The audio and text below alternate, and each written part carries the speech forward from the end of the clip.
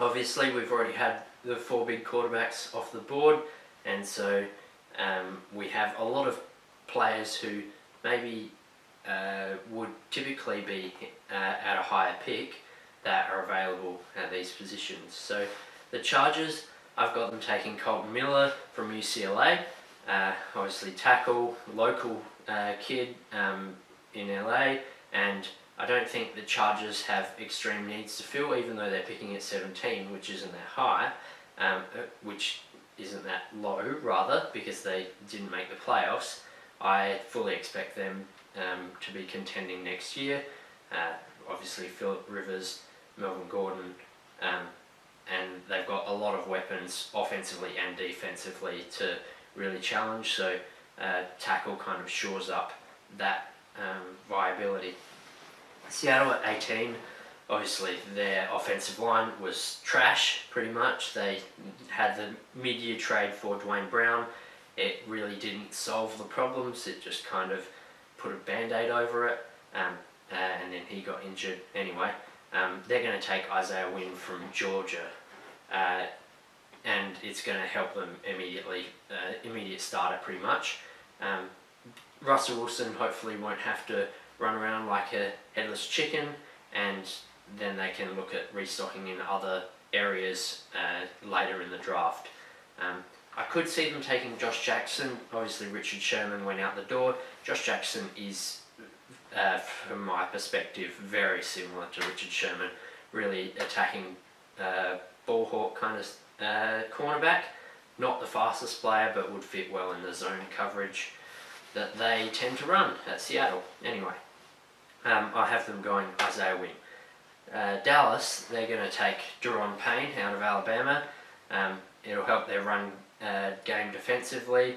Obviously, they had some issues more when Sean Lee was out of the side on the defense, but I think it's going to help them there. I don't think they're going to take receiver. I think they're just going to deal with what they've got for now. Obviously, they brought in some help already, and I think Dez is going to be there in some way or the other. I don't know how. Anyway, Detroit at what's this? 17, 18, 20.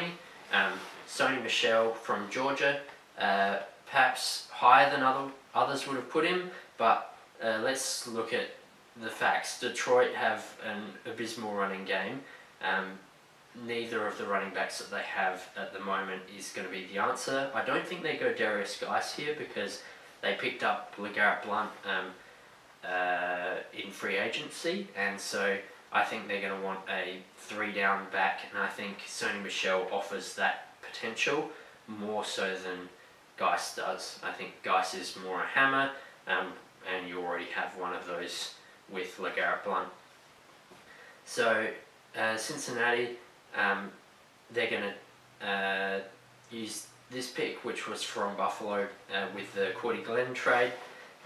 Will Hernandez is going to be their option. They have offensive line holes, and it's a good fit. He's had a really good Combine Senior Bowl performance, and so he's rising on some boards. It's possible that he's even not here at this point, but if he's not, then I think some of the others that I've chosen would be, and they could take them instead. I'm confident that he'll be a difference maker in the NFL, and I think Joe Mixon is due for a breakout year. Once he gets a good offensive line, I think he can really be dangerous in the NFL, and I think it's the heat on him from the domestic violence issue has probably settled down a little bit with a year in the league and not getting himself into too much trouble. So Buffalo, obviously I had them doing the trade up, but they didn't trade the 22nd, they traded a future first instead, and they're going to, what are they doing? Yeah, they're going to go tackle with Connor Williams from Texas.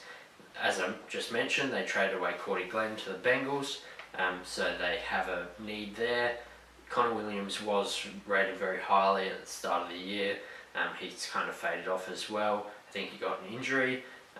if I recall correctly, but I think he has the capability and the talent to fit into that and give them some support, and also support their new quarterback, which is obviously really important to make sure whoever is in the quarterback, McCarron, Allen, Peterman, that they have a chance to succeed.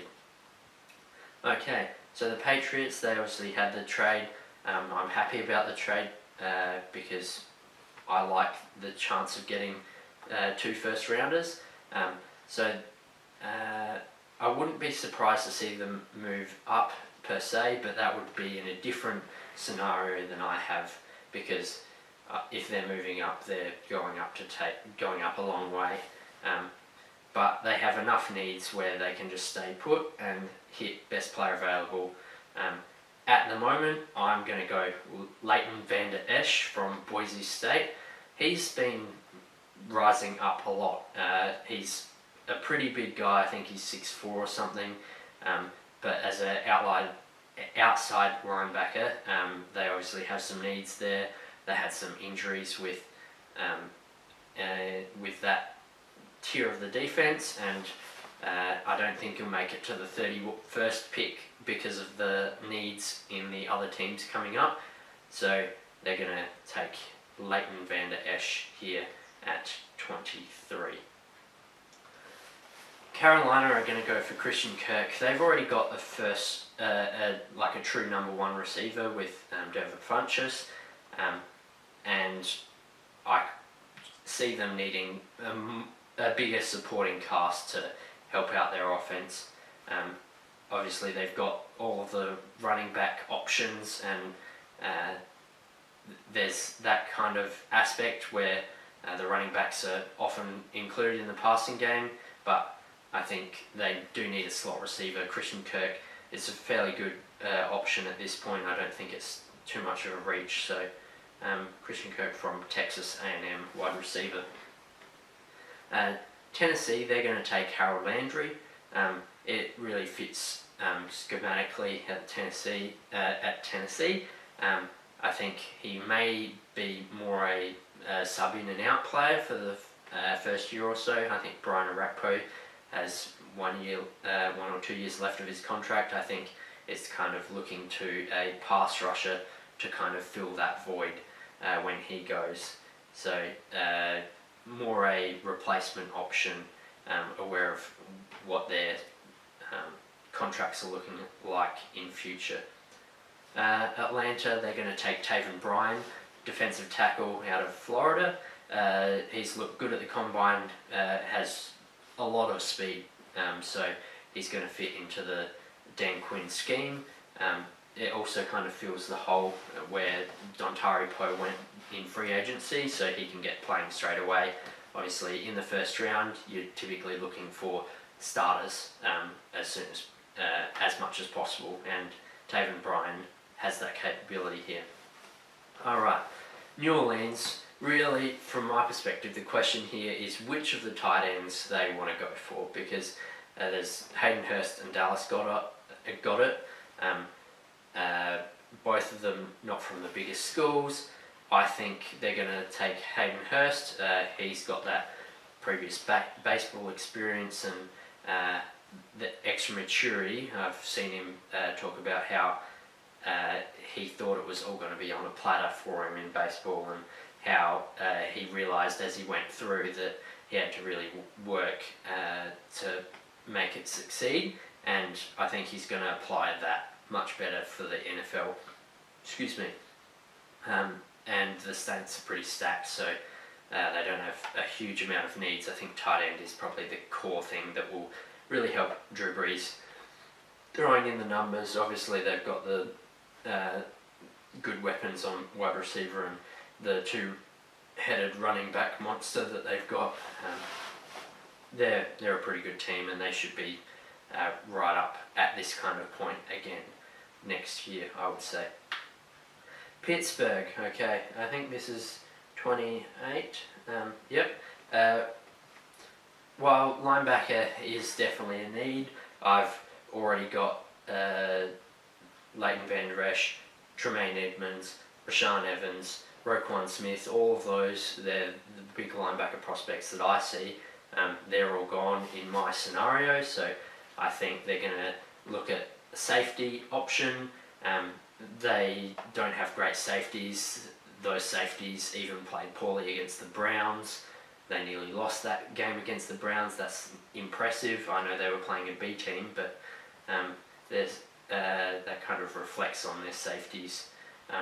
So I'm taking Ronnie Harrison, which is a lot higher than I've seen other people taking him, but the other safety from Alabama, obviously, I think he's kind of stood in the shadow of Minkah Fitzpatrick, and he could be a good pick given what else is available. I guess they could go quarterback, secure their future with Ben due to retire soon, but yeah, I've got them taking safety, Ronnie Harrison. Jacksonville, they're going to take Dallas Goedert now.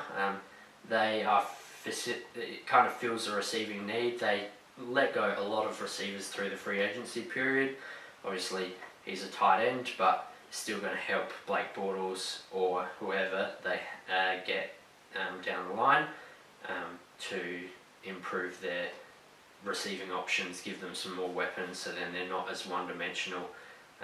Maybe they can play a little bit more standard rather than always looking at the play action and relying so much on their running backs. So Minnesota, they're going to go with Terrence Newman.